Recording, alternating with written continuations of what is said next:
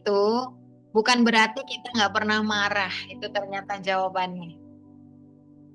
Terus selama ini ada yang salah nggak memahami hati yang tenang? Karena menganggap bahwa hati tenang itu yang sudah sempurna, yang udah banyak agamanya, yang udah banyak ilmunya, yang udah khatam bacaannya ibaratnya ya.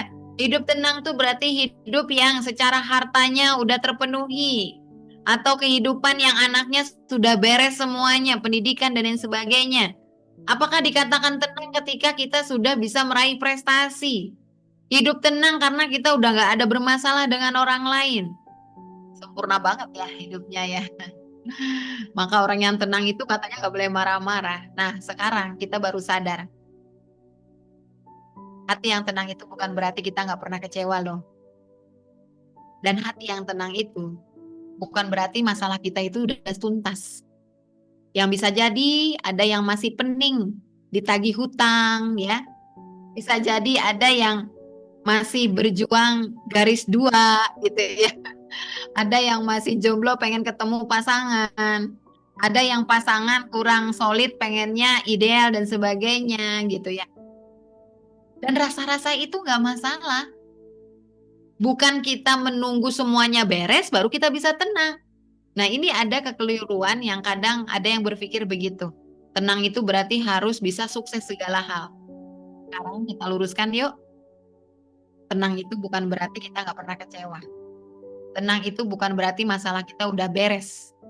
Tenang itu bukan berarti semua yang kita harapkan itu udah terpenuhi. Bukan berarti kita harus selalu kuat.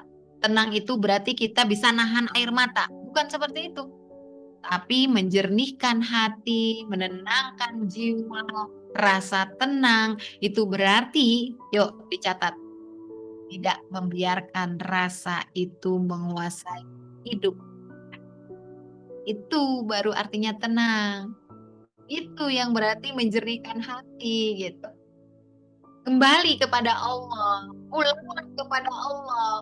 Bukan seakan-akan diri kita yang hadirkan kejadian itu. Aduh, aku menyesal dengan kejadian itu. Aku menyesal dengan peristiwa itu. Emang siapa yang bikin kejadian dan peristiwa itu? Kita. Berarti hebat dong. Kita bisa menghadirkan berbagai kejadian. Ya, sebabnya kita juga tuh memilih itu gitu ya. Tapi ketika sudah terjadi, itu bukan karena kita. Terus ngapain kita nyalahin suatu kejadian, peristiwa, itu kesalahan orang lain. Lah emang orang lain yang membuat kejadian itu? Enggak, dia nggak bisa apa-apa. Terus gimana dong? Kita kadang lupa. Bukannya peristiwa 1 tahun, 2 tahun, 3 tahun, waktu masih kecil, itu kan semua dalam kendali Allah. Di luar dari kuasa manusia.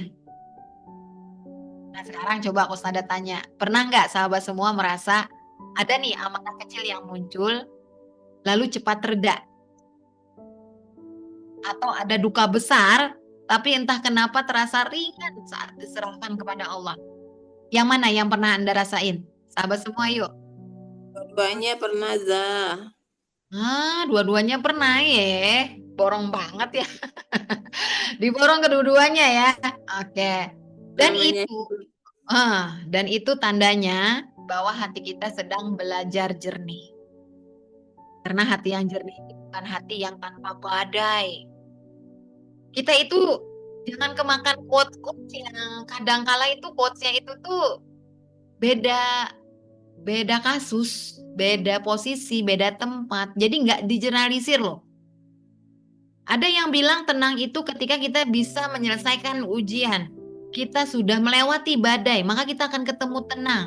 Hati yang jernih itu berarti kita bisa mengatasi badainya dulu. Bukan sekedar itu, tapi hati yang jernih itu hati yang tetap lembut di tengah kerasnya badai. Hati yang jernih, hati yang tenang, itu adalah hati yang dia bisa tenang walaupun masih di dalam ujian itu. Jadi bukannya kita melewati ujian lalu merasa tenang, tapi justru kita bagaimana bisa tenang di dalam masa ujian. Gitu. Siapa sih di sini yang sudah lulus ujian? Kosnada nggak yakin deh semuanya bisa lulus ujian kemudian hore, nggak ada ujian lagi. Enggak. Allah kasih ujian kita itu nggak pernah salah tempat. Ada ujian anak SMA nggak bakalan dikasih untuk anak SD, ya nggak? Berarti Allah itu sudah menyesuaikan dengan peran kita, posisi kita, kemampuan kita, dan itu nggak bakalan selesai. Karena ujian itu akan terus berlanjut dari SD ke SMP ke SMA, bahkan kalau mau kuliah S1, S2, S3 gitu ya, dan seterusnya nggak berhenti-henti. Itulah yang namanya kehidupan. Itulah yang namanya badai. Itulah yang namanya ujian keras dunia. Karena memang dunia ini tempat kita mengumpulkan sabar kita jadi pahala, ujian kita jadi pahala. Karena semuanya itu akan kita bawa di akhirat. Baik kita masuk surga. Jadi bukan untuk tempat beristirahat. Bukan tempat untuk hanya sekedar bersenang-senang kemudian lupa apa yang mau kita bawa bekalnya.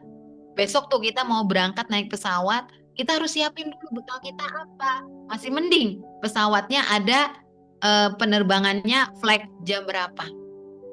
Lah kita meninggalnya nggak tahu kapan, sudah nggak kita persiapkan. Jangan sampai kita bawa rasa luka ini pada saat di ujung akhir hidup kita. Jangan sampai permasalahan di dunia ini kita bawa sampai ke sidangan Allah. Kita selesaikan urusan di dunia. Kita bereskan urusan kita di sini. Maka yang harus kita perhatikan diri kita bagaimana berdamai. Bukan karena kita lemah kok, tapi karena kita yakin bahwa setiap luka yang datang itu adalah maksud cintanya Allah kepada kita. Banyak sekali yang beranggapan ya sahabat semua, hidup tenang itu harus sempurna. Harus nggak ada luka, nggak ada yang sedih, nggak ada yang kecewa. Nah sekarang kita sudah bisa memahami ya. Gimana sahabat semua? Sama satu pemahaman kita sekarang? Yang tadinya dikira, wah harus ini, harus itu, harus sempurna, nggak ada luka, beres urusan, sesuai harapan, segala macam, baru tuh tenang. Tapi kalau sekarang, gimana? Kita merasa tenang pada saat apapun yang terjadi, ya nggak masalah. Ada gesekan lagi, ada luka lagi, ada kecewa lagi, ada sedih lagi, ada ujian lagi, nggak masalah. Yang penting membuat kita terus belajar untuk kuat di tengah badai. Agar menerangi jiwa bukan kita aja yang membantu diri kita, tapi ketika jiwa kita tenang, maka kita bisa memberikan cahaya pada orang lain. Itulah tema kita di sini. Dari jiwa. Jiwa itu bukan jiwa kita sendiri, tapi bagaimana kita menjadi cahaya untuk orang lain. Maka bayangkan yang tadi, terpejam membayangkan air bening nggak tadi? Jangan-jangan ngebayangin teh, ngebayangin susu, ngebayangin coklat ya. Yang dibayangkan air bening di dalam mana? Ada yang gelas, Coach. di dalam gelas. Ada yang air bening di dalam bejana gitu ya. Nah, sekarang Coach Tada tanya. Ada air bening ya, ada air bening atau ada air dalam bejana atau ada air sungai yang tenang gitu ya. Itu kan kalau tenang tuh nyaman kan? Tapi ketika tiba-tiba ada batu nih, batu kecil, dilemparkan ke dalamnya, plung. Air itu bakalan bergelombang nggak, sahabat semua? Iya, menciprat. Yes, beriak. Bahkan kalau misalkan nih, di dalam gelas, airnya agak penuhan, tapi diceburinnya sama batu yang lebih besaran. Jangankan batu, es batu aja. Plung, psh, gitu ya. Itu bahkan bisa tumpah. Tapi pertanyaannya, seberapa lama air itu bergelombang? Seberapa lama dia reda? Sementara. Bentar, Coach. Yes. Dan air pun kembali tenang. Iya, dari air tadi tenang terus dicemplungin batu bergerak-gerak bergelombang-gelombang. Tapi seberapa lama? Nggak lama. Air itu nggak menjadi jernih karena apa? Nggak pernah tergoncang. Tapi karena dia tahu bagaimana kembali tenang. Artinya apa? Tenang itu bukan berarti kita nggak ada guncangan. Ayo sampai sini bisa dipahami nggak? Air, pas, mantep. Air tenang bukan berarti tenang itu nggak ada goncangan, nggak ada gelombang, nggak ada diuji, nggak ada diteken. Tapi justru tenang itu kita tahu kalau itu tenang karena ada goncangan. Kalau nggak ada goncangan kita nggak ada tenang. Sekarang Coach Nada tanya, Anda ngerasa bahagia nggak? Bahagia. Oke, Coach. Coach Nada tebak, pasti pernah ngerasain sedih. Pernah, Coach. Ya? Ya nggak? Ngaku Iya, nggak? Coach. Ya. Nah, karena kita pernah merasakan sedih, itulah baru kita bisa mengincipin, merasakan, menikmati bahagia. Sampai di sini bisa ngikutin nih penjelasan Coach Bisa, bisa. Coach. Nah, Insya Allah bisa Ustadz. iya. Coach. Jadi hati kita bahagia karena kita pernah ngerasain sedih. Kita ngerasain hidup tenang karena kita pernah digoncang hidup kita. Bahkan goncangannya masing-masing pasti berbeza lah. Pasti berbeda. Ada goncangan batunya kecil, ada goncangannya sampai airnya melimpah. Tapi tahu nggak sahabat semua? Sebesar apapun batu yang jatuhin si air, seberapa lama dia? Sebentar. Sementara. Yes. Dia nggak akan bergoyang, goyang, goyang, goyang, goyang terus, tapi dia akan berhenti dan dia Dan tenang akan, kembali. Masya Allah, udahan ya kita kelasnya. Kayaknya udah ngerti deh, udah tenang deh, ya. Karena selama ini yang kita sibukin, yang kita ributin, yang bikin berisik kepala kita, seakan goncangan ini terlalu lama. Kemudian kita meratap, kemudian kita bersedih, kita kecewa, kita marah-marah, terluka. Itu karena kita lupa cara menjernihkan itu apa? Tenangkan dulu airnya. Dan mungkin terluka. Yang mungkin tadinya kehilangan arah. Tapi kalau kita pulang, kita kembali, kita ingat ayat-ayat Al-Quran ada di dalam surah apa ya yang pernah Ustazah baca ya, surah Syu'ara ya, kalau nggak salah ya, tuh ada yang ayatnya begini, kecuali orang yang datang kepada Allah dengan hati yang selamat. Nah, apa nggak? Kalau ingat ayat ini, Ustazah jadi kebayang, ini ternyata tujuan hidup kita. Apa tujuan hidup kita? Kolbun salim, hati yang bersih, hati yang selamat, hati yang tenang. Dan itu nggak mustahil, karena kolbun salim itu bukan hati yang tanpa luka. Kita boleh masih kecewa, kita masih dalam keadaan sedih, masalah kita belum selesai. Tapi yang penting itu hati kita sudah beres, sudah selesai dengan lukanya. Hati yang tidak menolak masa lalu, hati yang tidak menolak apapun peristiwa yang disuguhkan sama Allah. Kita tidak mengeluh, kita begini, begitu, belum tentu ujian kita lebih besar. Ternyata ada di luar sana yang lebih besar. Dan belum tentu kita semenderita ini karena bisa jadi Allah itu sedang meminggirkan penderitaan kita. Yang lebih besar itu dijauhkan sama Allah. Kita dikasih yang kecil-kecilnya, tapi kita udah berasa gede banget. Hati kita kecewa, terasa lukanya dalam banget. Padahal Allah sudah minggirin tuh. Ini kamu kayaknya cocoknya yang ini aja deh. Kayaknya kamu sanggupnya ini aja deh. Allah udah ngaturin. Terus kemana kitanya? Nggak balik ke diri kita, nggak pulang gitu. Nggak pulang dalam arti apa? Kita lupa kalau Allah itu udah ngasih kebaikan yang banyak sekali. Ya nggak sahabat semua? Coba yang di rumahnya ada sampah siapa? Ada nggak punya rumah? Ada ya punya rumah ya? Di rumahnya ada sampah nggak? Ada. Ada. Kecuali nggak makan apa-apa nggak ada sampah. Sekarang coba ya bayangin rumah yang ada sampahnya. Itu kalau misalkan ini nanti ada di fase pertama, nanti kita belajar. Di fase pertama itu adalah menyadari, kita harus sadar dulu. Sadar dalam arti apa? Kalau kita masuk ke dalam rumah, tiba-tiba di dalam rumah kita gelap. Kira-kira bisa nggak ngelihat sampah? Kira-kira melihat nggak barang-barang yang ada di dalam rumah? Kalau rumahnya gelap, bisa nggak? Tidak, Coach. Tidak. Tapi kalau misalkan lampunya nyala, terang benderang, kelihatan nggak sampahnya? Kelihatan. Tapi yang terjadi apa? Ngomel-ngomel nggak? Sebel nggak lihat Ngomel-ngomel. Iya. sebel nggak lihat sampah? Apalagi pelakunya bocil-bocil, wah kena lagi deh. Apalagi suami yang sembarangan naruh handuk, apalagi itu. Dan kita lupa. Selama ini kita jadi wanita, itu lupa pulang kembali gitu ya, pulang ke dalam diri kita. Kalau ternyata apa yang kita lihat masih banyak yang harus kita syukuri. Apa itu? Kita punya mata, Allah ciptakan penglihatan, kita masih bisa melihat. Bersyukur nggak kita bisa lihat sampah? Bersyukur nggak? Syukur. Bersyukur. Syukur. Tapi kenapa kita banyak ngeluh dengan sampahnya? Dan itu pun yang ada di hati kita, yang ada di kepala kita.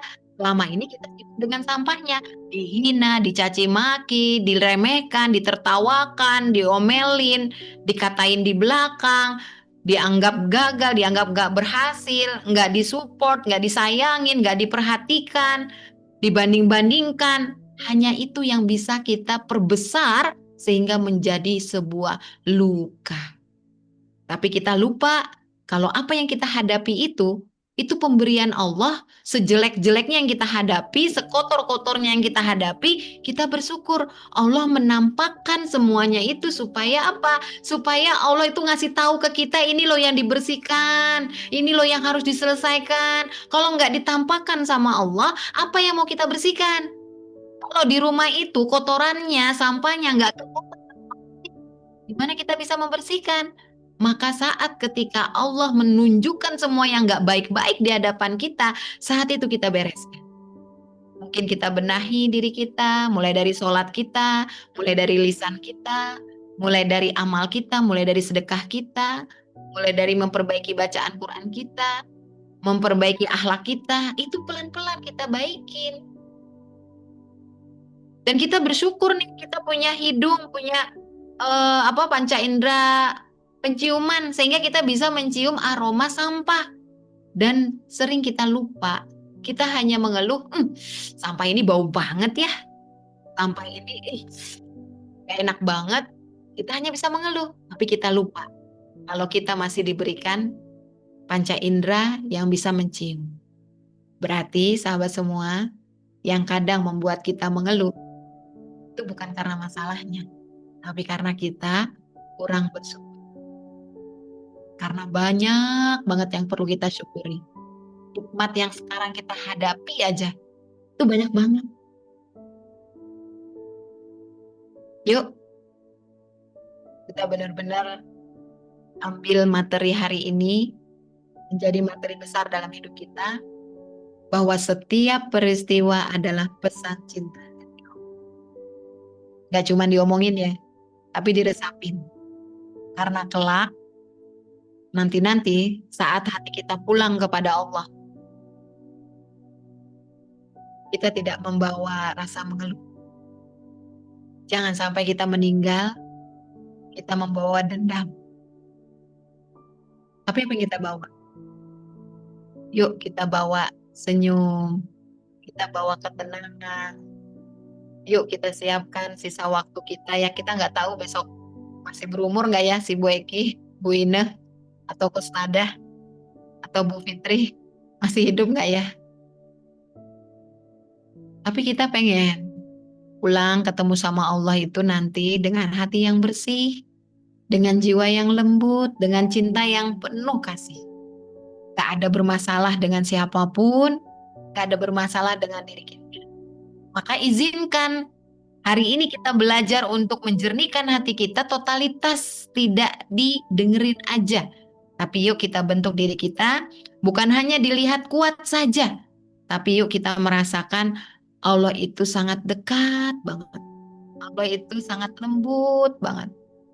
Dan Allah itu penuh dengan cinta. Tapi ya, sahabat semua, itu nggak mudah, iya. Kita perlu ilmunya, iya. Kita perlu belajar, iya. Karena tadinya kita merasa gampang hidup tenang, tapi kita nggak tahu bagaimana setenang itu kita menghadapi pada saat badai-badainya. Maka yuk kita ikuti nantinya 99 hari menuju kejernihan hati dan ketenangan jiwa. Siap nggak? 99 hari kita buat hati kita jadi benar-benar tenang, jernih, jiwa kita benar-benar tercerahkan, ketenangan jiwa kita terasa sehingga kita siap menebarkan cahaya. Ada tanya sama yang ada di Zoom ini, siapa siap melakukan perjalanan menuju kedamaian dimulai dari kesadaran yang kecil aja, dari satu niat yang sederhana aja. Aku ingin tenang, aku ingin pulang ke diri kita. Yo, mau apa mau? Siapa siap perjalanan? Siap, Coach. Insya Allah. Oke, Coach. oke, yuk. Siapa yang mau?